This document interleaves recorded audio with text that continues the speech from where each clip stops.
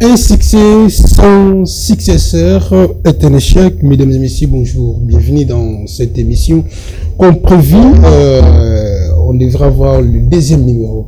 Après la politique, maintenant le plan économie. Ils sont encore déjà avec nous sur ces plateaux. Ils sont à deux.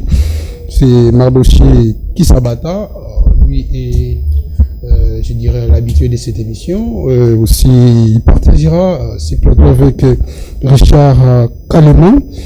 Tous les deux, nous allons échanger autour de sujets très très pertinents. C'est la modélisation rationnelle pour le développement des secteurs. Je commencerai avec Richard pour la première fois. Bonjour et bienvenue. Bonjour, monsieur Honoré. Trop jeune? Ouais. La santé, ça va? Ouais, la santé, ça va bien. Kisabata, bonjour et bienvenue. Bonjour, monsieur Honoré. La santé aussi, ça va? Oui, ça va très bien, merci. Nous passons à la première question. Pourquoi nos terres restent-elles sous-exploitées malgré nos richesses que nous avons jusqu'aujourd'hui? Bien évidemment, merci pour l'octroi de la parole. Et je pense déjà que la thématique tend à nous demander une modélisation rationnelle et surtout pour le développement de nos secteurs économiques. Certes, ce que vous énumérez fait partie des défis. Mais ce qui est toujours mentionné, c'est la terre. D'abord, c'est très important d'abord de parler d'une terre. Oui, nos terres sont non exploitées dans le sens où nous avons un problème sérieux au niveau de la révolution technologique. Ce qui nous manque, c'est tout justement la technologie et surtout aussi la location des ressources pour doter en fait un niveau de technologie fiable. Parce que si on remarque aujourd'hui, nous avons des espaces ou des espaces ruraux qui sont non exploités. Pourquoi? Parce que notre technologie est vraiment moindre. Dans le sens où, pour par exemple cultiver l'espace immense, il faudrait mettre en œuvre les outils qui sont permanents et fiables pour cette exploitation. Bon, c'est tout ce que je peux répondre à cette question parce que je pense que c'est une question tellement coincée. Merci, c'est tellement précis. Richard, qu'entendez-vous concrètement sur la modélisation rationnelle des terres économiques? Ok, trop merci pour la parole, monsieur Honoré.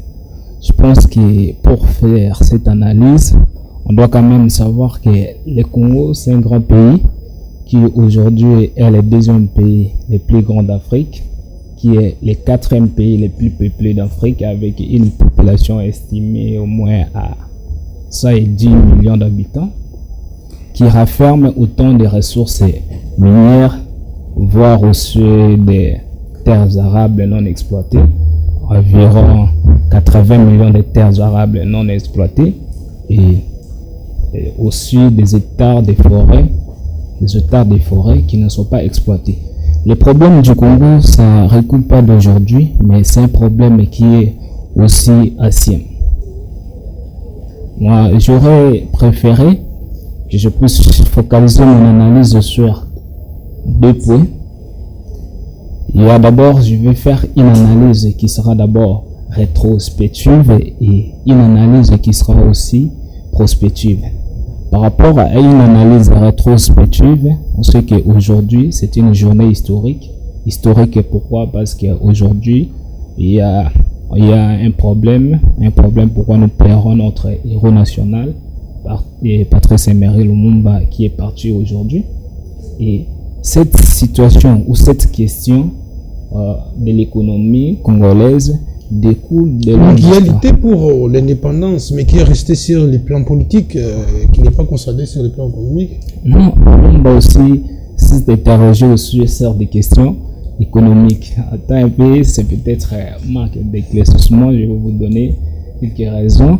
Après l'indépendance, c'est-à-dire en 1960, lorsque le Congo devient indépendant, il y a un général, Émile Sanson, qui a tenu un propos que le Congo avant l'indépendance est égal au Congo après l'indépendance.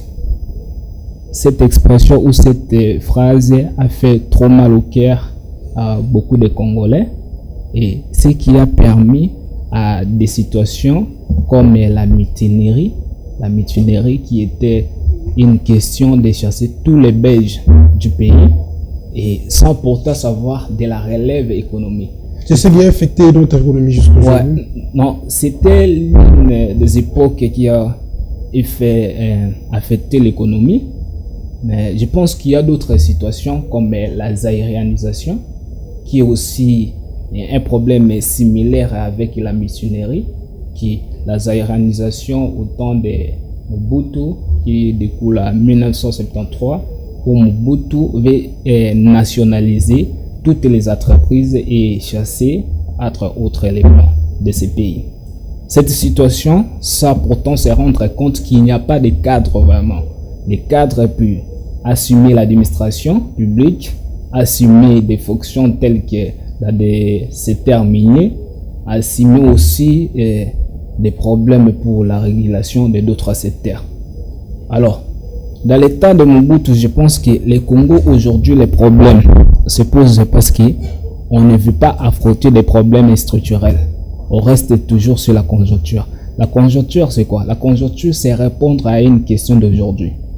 Répondre à une situation qui se trouve aujourd'hui. Par exemple, la hausse du taux d'échange aujourd'hui. Comment faire pour résoudre à cette situation? C'est ça la conjoncture. Mais la situation structurelle, c'est quoi? C'est une situation qui découle d'une amélioration durable. C'est-à-dire quoi? D'où émane cette situation d'aujourd'hui? Pourquoi les taux d'échange ont la tendance à la hausse? C'est ça. Donc, cette illustration de long terme qui va venir parce que j'ai posé ça comme un diagnostic qui va nous aider à faire une analyse prospective à se baser sur certaines dépendances. Il faut aussi souligner que le Congo, dans la période de 1960, était un Congo beaucoup plus basé sur les secteurs miniers. C'est-à-dire que la dépendance sur les cuivres, les coltans, les colbates, ça refrénait aussi l'économie congolaise. Autrefois, dans la période de 1997, si ma tête fonctionne encore bien, il y a eu la chute des cours des matières premières dans les marchés mondiaux, c'est-à-dire que les prix des matières premières ont baissé. Conséquence, l'économie congolaise tombe en récession. C'est-à-dire quoi? Que notre économie est exposée aux dangers extérieurs. Quels sont les dangers extérieurs? Aujourd'hui, je vous ai cité l'autre qui est la dépendance aux matières premières. Alors que nous ne passons pas sur des problèmes peut-être structurels, sur la diversification économique, qui aujourd'hui est un concept que tout le monde est à part. Vous allez voir avec même celui qui va à la cacahuète, quand tu demandes à la personne c'est quoi les problèmes de la RDC, vous dit qu'on ne produit rien. Merci, je dois venir, j'ai prends Mardoché. Je suis un peu dans notre sujet. Parce qu'aujourd'hui, c'est une journée historique pour la République démocratique du Congo, d'où on commémore un de nos héros. C'est Patrice Emery Lumumba qui est mort pour l'indépendance, qui est d'ailleurs notre père de l'indépendance. Je peux dire, est-ce que cette indépendance veut vraiment toucher aussi, ou soit à toucher les plans économiques dans notre pays jusqu'au jour d'aujourd'hui? Bon, écoutez, très cher Murray, il faut se rappeler que les problèmes ou la situation de l'ex Patrice Lumumba était mentionné comme un héros dans le sens où il était venu en fait révolter la mentalité des Congolais. Dans le sens de dire non aux impositions, aux massacres, toutes sortes de lois ou encore des droitières qui ne favorisaient pas tout justement notre indépendance ou encore notre privilège absolu. Donc, Max Patrice Lumumba était, comme vous le savez très bien, était un journaliste qui, à son époque, était vraiment influent dans le sens où il motivait les gens avec ses paroles, ou ses discours patriotiques. Il était toujours actif dans les activités liées au popularisme, tout genre d'histoire. Alors, ce type avait essayé de ressortir aux Congolais un esprit de remise en cause, un esprit de s'aimer les doutes et philosopher. Avant, les Congolais étaient comme des neiges, on était des, comment je peux dire, des gens tellement inutiles. On nous manipulait comme on veut, on était des esclaves, on était possédés par le pouvoir de Belges, tout ça. Mais le monde était venu quand même nous révéler cet esprit de s'imposer aussi, de dire non, c'est notre chose, on doit contrôler tout l'étendue nous-mêmes, on doit se montrer capable de gérer nos ressources, on doit se montrer capable de gérer nos institutions, on doit se montrer capable d'assumer notre engagement que Dieu nous avait donné. Donc l'engagement était celui juste de reprendre notre terre, c'est dire que non, nous allons essayer avec nos propres stratégies internes et voir comment est-ce qu'on peut gérer les pays. Mais le Lumumba Gisali, vraiment un hommage particulier à ce type parce qu'il a bâti un combat très très dynamique et intensif dans le sens d'accepter même de mourir pour sa nation. Ce n'est pas donné à tout le monde et comme vous le savez, c'était vraiment le modèle parfait des patriotes congolais. Parce que tu n'as pas répondu à notre question. Je devrais savoir réellement si cette indépendance a touché les plans économiques de notre pays. Certainement, cette indépendance avait une sorte si on peut évaluer de 1960 jusqu'au jour d'aujourd'hui ou avant 1960. Voilà. Est-ce qu'il y a eu quand même des balances, le développement a essayé? Oui, effectivement, il y a eu des avantages. Cette indépendance, il n'est parfaite, je ne dis pas vraiment parfaite, mais il y a au moins une corrélation avec le développement démocratique du Congo, dans le sens où qu'après l'indépendance, avant d'abord, on va dire que on avait un budget de 6 milliards, comme vous le savez, quand le ministre Patrick Lumumba est venu et qu'on a détaché notre indépendance. La première gouvernance était celle de chercher les monnations inikinoises, où on avait sélectionné, entre autres, comme c'est Félix Tshisekedi Tshilombo le père, et les autres. Et après, qu'est-ce qui s'est passé? On a essayé un peu de travailler notre économie interne, sous responsabilité des néo-patriotes, parce que je me souviens encore bien, à cette époque, les budgets de 6 millions de dollars nous mettaient dans un point similaire avec le Canada. Parce que c'était pour le Canada aussi était dans un budget de 6 millions de dollars, je ne me trompe pas trop, mais je pense que c'est vrai.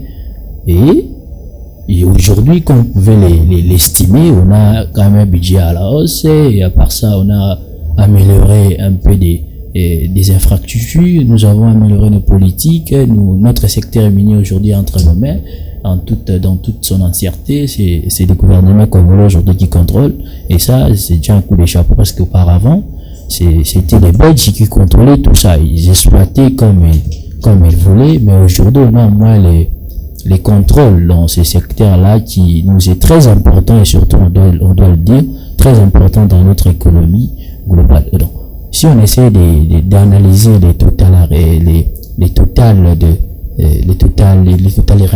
de notre système économique, nous allons dire que l'indépendance a une corrélation positive avec le développement économique international. Kisabata, nous parlons aujourd'hui de la modélisation rationnelle pour le développement de nos terres. Ouais, de nos terres. Aujourd'hui, quels sont les secteurs prioritaires que la République du Congo peut compter? Entre autres, l'agriculture, l'industrie ou autres services. Merci beaucoup pour la question qui touche les fonds de notre thématique. Vous allez comprendre avec moi qu'avec d'autres questions là, c'est un peu des béjonnés, vu que je n'avais pas vraiment trop à dire parce qu'il n'avait pas prévu ça. Mais ça, c'est une... Il faut s'attendre à tout quand tu évoques les sujets. Normalement, mais voilà pourquoi... Surtout les journalistes économiques. Voilà. Mais on doit savoir que notre thématique nous renvoie à 3 questions très utiles. La première question est celui de savoir le pourquoi de cette thématique. Pourquoi on fait modéliser le développement de la République démocratique, des secteurs économiques de la République démocratique du Congo. Et deuxièmement, il faut se poser la question de savoir les comment. Dans les comment, nous allons voir les procédures, les processus à suivre pour y arriver. Je vais commencer par répondre à la première question. Pourquoi? Déjà, très cher honoré, comme vous le savez aujourd'hui, la République démocratique du Congo engorge des ressources inestimables, des ressources immenses. Aujourd'hui, nous avons toute une source naturelle de pétrole en RDC, mais alors que nous importons encore de pétrole là, transformé ou encore exploité. Nous aussi, nous les exportons comme ça en état brut. Ça, c'est déjà un des avantages. On doit chercher à mettre en œuvre des politiques pour exploiter nos biens là avec des valeurs ajoutées. Cela va nous permettre également d'accroître. Également, pourquoi on doit modéliser le développement? Parce qu'en RDC, on sait que on est dans la pauvreté. Le taux de la paupérisation en RDC est estimé à 80%. Dans ces 80% des pauvres, il y a des gens qui vivent avec moins de $2 par jour. Mais alors que de l'autre côté, toujours dans cette même population, on dit 80% de la population de l'RDC vivent sous seuil de pauvreté. Donc cela veut dire qu'il y a 20% qui est resté. Dans ces 20% qui est resté, on peut dire que ce sont des gens des classes politiques. Dans ces 20%, on peut dire que ce sont des gens des classes politiques. Parce que quand on dit 80%, cela veut dire 20% qui est resté dans la population, on ne sait pas. Donc c'est que ces 20% là, ce sont des gens qui vivent au moins avec une richesse de plus de $2 par jour. Et qui sont ces gens-là? C'est clair, la réponse, ce sont des politiciens, des gens de classe politique. Donc, on doit comprendre que, très cher honoré, la pauvreté impacte les systèmes des Congolais dans tous les domaines. Quand on a la pauvreté dans un pays, on a un problème de santé. Quand on a la pauvreté, on a un problème de mentalité. Quand on a la pauvreté, on a un problème de la gestion dans tous les pays. D'où la nécessité de modéliser les systèmes. Les comment de cette thématique, je pense qu'on doit commencer d'abord à identifier nos secteurs clés. Alors, je vais me permettre de parler ici de l'identification des secteurs potentiels de l'économie. Avant de revenir sur les secteurs, j'aimerais donner la parole à Richard. La même question. Vous avez 3 minutes pour réagir. Moi, si vous pouvez m'éclairer sur la question est très simple. Nous parlons de la modélisation rationnelle pour le développement de notre pays. Alors, aujourd'hui, nous pouvons prendre combien de secteurs comme priorité pour développer notre pays? Ok. Parlant de cette terre comme priorité, je me suis basé sur un principe économique qu'on a tendance à dire too big to fail. Le principe too big to fail, c'est un principe qui veut dire, c'est en anglais, ça veut dire que plus grand pour ne pas laisser tomber. C'est-à-dire quoi? On doit d'abord identifier quels sont les secteurs qui sont plus potentiels. Par exemple, aujourd'hui, notre économie a un problème de l'importation. C'est-à-dire, la question qu'on devrait se poser, nous, en tant que Congolais, c'est de savoir quels sont les biens que nous importons le plus. Alors, après avoir identifié ou répondre à cette question, nous allons revenir, alors, comment faire pour interrompre ou cesser cette importation. Vous savez avec moi qu'aujourd'hui, parler de l'importation, c'est enrichir les autres pays et nous appauvrir. Alors que aujourd'hui en RDC, je vous ai parlé des terres arabes qu'aujourd'hui on peut exploiter. Aujourd'hui la RDC renferme au moins 80 millions d'hectares de terres arabes, dont 10% seulement exploités. Quand on prend les 10% des 80 millions de terres et d'hectares de terres arabes, ça peut aller dans les 80 millions de terres, 8 millions plus tard. Dans les 8 millions de terres qui sont exploitées. Imaginez au moins dans un pays où tout le monde meurt de la famine, on a 80 millions Pas tout le d'hectares. monde, quand même. Aujourd'hui, nous avons des entrepreneurs qui font, Oui, qui font des jobs. c'est pas mes propos, parce que moi je me base sur des analyses empiriques, c'est-à-dire des chiffres. Comme l'a dit M. Siabata, qui en RDC, le taux de la paupérisation ou de chômage est élevé à 80%. Vous comprenez un peu la pauvreté au moins en RDC. Alors, la question aujourd'hui, c'est que pourquoi la RDC a de telles terres mais n'arrive à rien produire? Pourquoi? Parce qu'aujourd'hui, nous, les Congolais, nous se basons seulement sur des questions politiques, des questions qui répondent seulement ou qui profitent aux politiciens. Aujourd'hui, lorsqu'on veut parler des salaires, on veut parler des députés nationaux, vous voyez que c'est un problème qui attire tout le monde. Mais lorsqu'il s'agit de parler aujourd'hui de l'agriculture, au moins qui est cette terre qui est potentiellement utile à développer pour performer l'économie congolaise, là tout le monde s'abstient. Vous comprenez au moins cette négligence? Je pense que nous les Congolais, tant que jeunes, nous devons aussi réfléchir à répondre sur ce genre de questions. Merci beaucoup. Kisabata, je reviens vers vous. Tu étais déjà sur le principe, je crois. Oui, j'étais sur les propositions de pistes. Les propositions, oui, c'est ça. Alors, merci encore pour la parole accordée la troisième fois, je ne me trompe pas. Donc, je vais me permettre ici, sur le plateau, de nous parler de l'identification des secteurs clés de notre économie de la démocratie du Congo. Comme nous le savons, dans la notion des secteurs économiques, nous avons le secteur minier aujourd'hui, il fait l'ampleur. Le secteur minier qui est notre panoplie économique qu'on se dise. Parce que ce n'est qu'à travers ces secteurs que nous survivrons jusqu'à aujourd'hui. Si on quitte les secteurs miniers, on peut prendre aussi, dans les secteurs réels, où nous allons beaucoup plus parler de la production dans le sens global. Très cher Honoré, il est important de savoir que dans la notion de la production, il y a plusieurs sources de la croissance. Parlons de la production, nous voyons au moins on doit avoir de la croissance économique, donc produire plus davantage. Il y a plusieurs sources de croissance. Il y a notamment la croissance qui peut être extensive. Cela veut dire cette croissance est quantitative, dans le sens où on augmente la quantité des facteurs de production. Comme en RDC, si on veut augmenter la quantité de facteurs de production, quels sont ces facteurs? Nous avons entre autres un capital qui peut être financier, l'argent, et encore les main-d'œuvre, donc les travailleurs.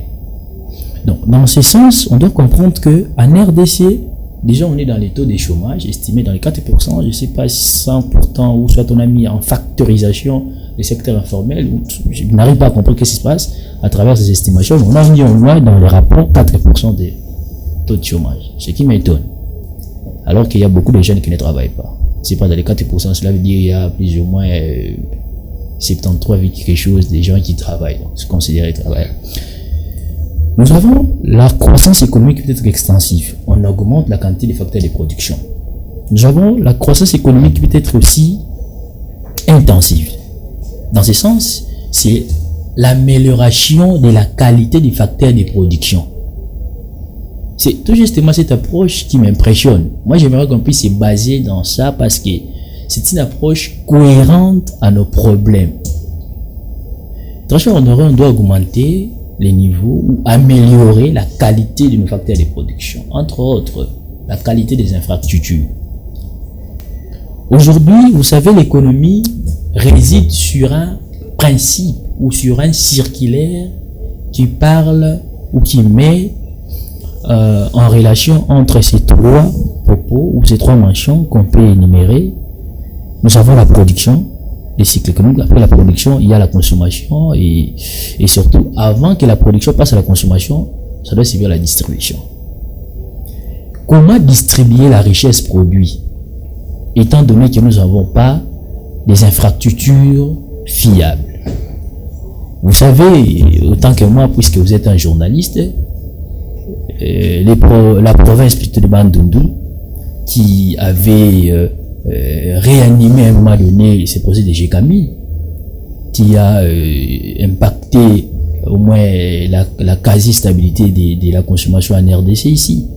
Mais aujourd'hui, il n'y a même pas de routes dans cette ville, province de Bandundu.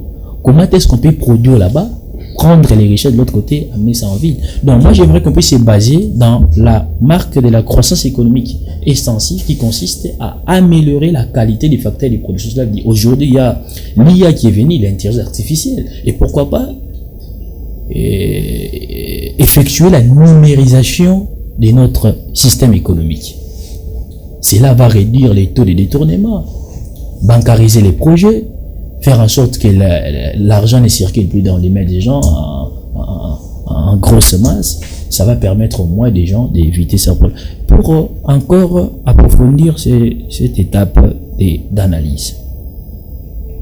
J'ai parlé de la croissance intensive, j'ai parlé de la croissance extensive. Je vous ai dit ici qu'il nous faut, tous Congolais, adopter cette approche de la croissance économique extensive, l'amélioration. Parce que on doit savoir l'importance de la différence qui se trouve entre le développement d'une nation et la croissance économique. Très cher Honoré, on peut connaître une croissance économique aujourd'hui sans connaître le développement. Prévenez que dans les estimations qui passent dans les rapports, je sais pas, on voit la croissance économique, on dit que la croissance économique passait de 3 à 4%, la croissance économique passait de 8 à 15%. Tout ça, ça ne dit rien, ça ne représente rien sur la vie de la population. Pourquoi? Parce que on sait qu'il y a un principe qui dit, lorsque la croissance économique ne profite pas du monde, cette croissance peut à un moment donné devenir stérile. Ça, c'était parmi les pistes de solutions proposées. Alors, bon, en fait, pour citer dans les pistes des solutions, j'aimerais au moins finir cette différence. Lorsque un pays, selon l'économiste Amartya Sen, le développement, c'est l'amélioration des qualités de vie, c'est-à-dire augmenter la qualité des infrastructures, réduire les inégalités sociétales, augmenter au moins les niveaux propices des institutions qui s'occupent de la santé, de la population. Donc, tout cela font vraiment partie de l'amélioration de la qualité de vie. Alors, pour les pistes des solutions idoines, la première des choses à faire, on doit identifier les secteurs clés. Après avoir identifié les secteurs clés, dans notre programme lié à la budgétisation, donc je veux dire, lorsqu'on veut allouer les ressources, parce que c'est le gouvernement qui établit les budgets, lorsqu'on veut établir les budgets, un programme de budgétisation, on doit tenir compte de tous les états de besoins de chaque secteur clé économique. Notamment, on doit tenir compte de la production, comme vous venez de le dire, l'agroalimentaire, on doit s'y baser aussi de l'autre côté. Pourquoi pas transformer notre opportunité, qui est le secteur minier, le secteur le plus potentiel, en une sorte de quasi-opportunité pour remonter les autres secteurs qui sont en faillite, tels que la production agricole et autres. Merci beaucoup, ça c'était Kisabata. Je reviens vers Richard. Quelles sont les pistes de solutions que vous proposez? Alors, avant d'abord, merci. Dans 2 minutes cette fois-ci. Ok, c'est bon. Avant d'abord de poser mes pistes de solutions, moi je fais toujours une illustration avec les passés, parce que les passés nous aident quand même à préparer les présents et aussi à affronter les futurs. Alors, la question aujourd'hui, c'est les problèmes de la RDC. Je vous ai parlé de l'exposition à la dépendance des matières premières, comme les coûts de 1997, la chute des prix des matières premières, ce qui a causé une récession économique de la RDC. Alors, de cette période jusqu'à 2002, la RDC était une économie à récession. Alors, prendre de 2002, c'est la période de la reprise. Qu'est-ce qui a fait en sorte qu'il y ait la reprise économique en RDC? Parce qu'il y a eu des méthodes structurelles au régime de Joseph Kabila, qui a quand même osé déposer quelques pierres sur des politiques structurelles. Par exemple, la construction de quelques infrastructures routières stratégiques, celui d'ici jusqu'à Matadi, de Kinshasa et de Kisangani vers Kananga. Vous comprenez avec moi que la première piste de solution ici que je vais proposer, c'est l'amélioration des infrastructures.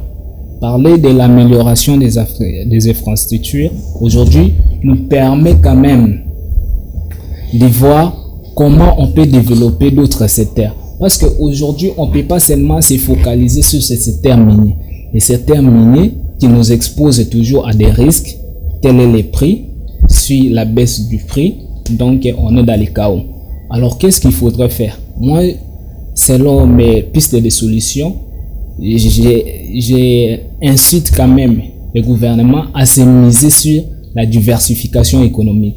La diversification économique, et pour y arriver, il faut quand même miser d'abord sur l'amélioration des infrastructures, qui est la première piste. La première piste, c'est pourquoi? Parce que pour y arriver, peut-être à la production aujourd'hui, dans d'autres provinces, tels les Sankuru, aujourd'hui, les Sankuru produisent les riz, mais les riz ne peut pas y arriver ici, faute des infrastructures routières. Il y a d'autres provinces comme les Kasaï, on produit les riz, mais les riz ne peut pas arriver ici, faute des infrastructures. Et aussi, je vais ajouter la deuxième piste de solution, c'est le problème de la financiarisation. La financiarisation, c'est quoi? C'est une approche ou un processus qui permet l'accès au crédit des secteurs privés. L'accès au crédit des secteurs privés, pourquoi? Aujourd'hui, pour la RDC, on sait tous que c'est un pays pauvre où la population vit avec moins de $2. C'est un problème déjà pour se développer dans l'agriculture. Alors, qu'est-ce qu'il faudrait faire? Ce qu'il faudrait faire, c'est qu'il faut développer les secteurs monétaires ou les systèmes financiers. Ce qu'on appelle créer des banques d'accès au crédit, les microfinances. Merci beaucoup. Nous sommes arrivés presque à la fin. Mais avant de chuter, vous aurez 1 minute 30 secondes, 1 minute 30 secondes pour clôturer l'émission. On termine. Okay. Je commence avec vous. Hors de chez. Merci très cher Honoré. Alors, je vais me permettre avec les peu de temps qui nous restent pour clôturer notre intervention du jour. Donc, nous allons se baser aux chiffres. L'RDC a un taux de pauvreté de 80%. La RDC, avec la superficie de 2 345 410 km², la RDC avec la population de 110 millions d'habitants, avec un taux de chômage de 4%, la RDC qui importe le pétrole en état exploité ou transformé, alors que nous engorgeons des sources de pétrole, nous avons au moins la capacité de plusieurs barils de pétrole. Alors, la question qui se pose, très cher Honoré, c'est que c'est très compliqué pour moi d'admettre cela. Je n'arrive même pas à admettre. La machine des raffineries aujourd'hui dans le marché international coûte au moins, si je ne me trompe pas, de 160 milliards, quelque chose de comme ça. 1 milliard, si je ne me trompe pas très bien avec les chiffres. Ouais, voilà. 1,5 milliard. Alors que nous venons qu'à travers les messieurs Adolphe Musit, qui vient de disposer un budget de 39 milliards, si je ne me trompe pas, quelque chose comme ça. Pour enlever une partie, acheter la machine des raffineries pour commencer à exploiter avec valeur ajoutée et exporter nos pétroles ici. Donc, je pense que c'est un problème, ça on va y revenir peut-être plus tard. Alors, pour chuter, je tiens à saluer la présence de très chers amis depuis notre route Mokali, mon ami avec qui on a partagé des moments humanitaires ensemble, jeune courageux, qui est jeune entrepreneur, qui a créé ses salons de coiffure. Alors, je lui rends un particulier hommage à lui et surtout à papa et maman et autres. Merci beaucoup. Merci beaucoup. Richard, vous avez la parole pour terminer. Ok, merci encore pour la parole. Je pense que pour clore à cette explication, je dois quand même vous faire comprendre qu'aujourd'hui, l'économie, ce n'est pas une science qui est monothéistique. L'économie est une science qui est dynamique, c'est-à-dire elle est révolutionnaire. Elle évolue à travers les temps et aujourd'hui, si nous sommes là, c'est pour proposer quelques pistes idoines pour trouver des solutions à nos problèmes ici de la RDC.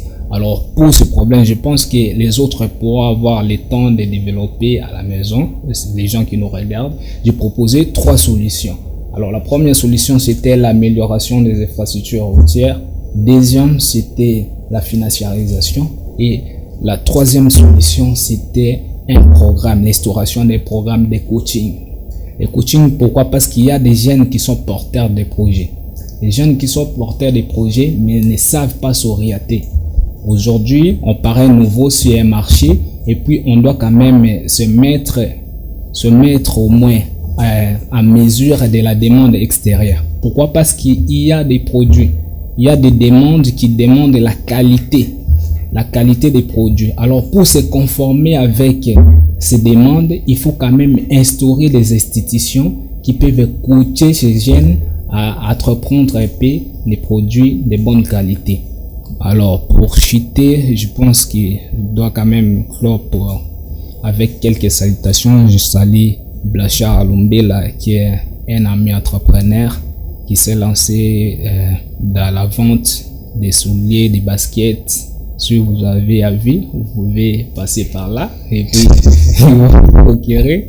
Et je pense Joe Cicero, je vous salue et puis les autres. Et ta fiancée? T'as oublié la fiancée? Non, j'ai pas de fiancée. C'est ainsi que le point final à cette émission. Retrouvons-nous très très prochainement avec le plaisir. Ciao.